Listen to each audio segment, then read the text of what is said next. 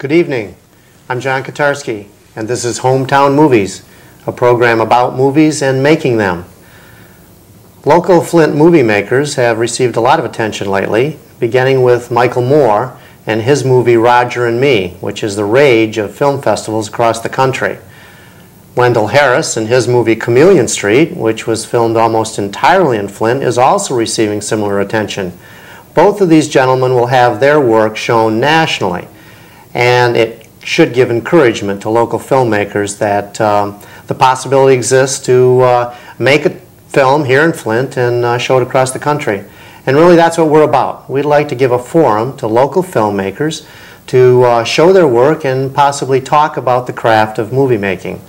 So if you know of someone, or if you yourself are a budding movie maker, please get in touch with me. There will be an address and phone number at the end of this program where you can reach me, and possibly you can be on Hometown Movies and talk about movie making and show us your work. But this evening we have another local movie maker, Michael Kelly. Michael is a prominent political consultant, writer, radio producer, and a movie maker.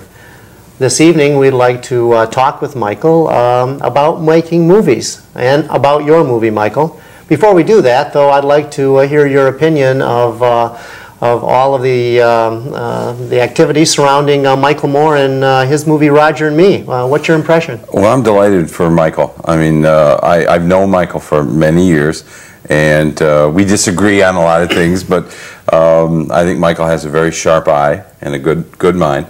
And I'm really pleased to see him do so well. You know, for a documentary alone to get this kind of attention is a lot. And that speaks well for a type of film I like. I like documentaries very much, and I'm glad to see any documentary get that kind of attention.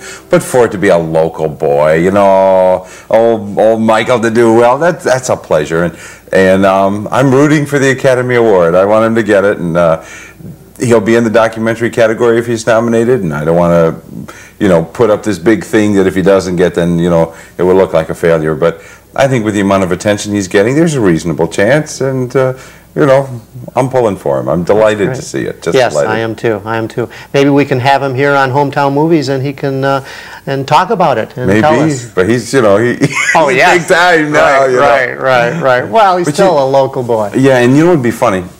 It'd be interesting to see if Michael has a second movie, because much of, you know, of course, this film is based in Flint, which is essentially Michael's whole career has been based in Flint or with the Flint story.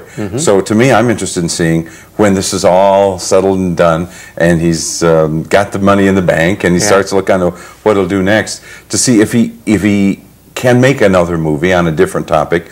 I have this image of Michael Moore as sort of the Studs Terkel of the year, you know, the 21st century, and I have this image of, you know, the year 2030, and here's Michael Moore, this grizzled old radical, kind of like the Ed Love of Flint, Michigan, you know, and you know, you can see him down at Angelo's, which will still be open then, you know, ranting about, you know, what's wrong with the capitalist system, which by then Dow Jones will be at 30,000 or something, you know, so. But he's been compared to Mark Twain, and I understand that he's thinking about doing another one on the Palestinians. So Mark Twain was a good Republican, though, I want you to know.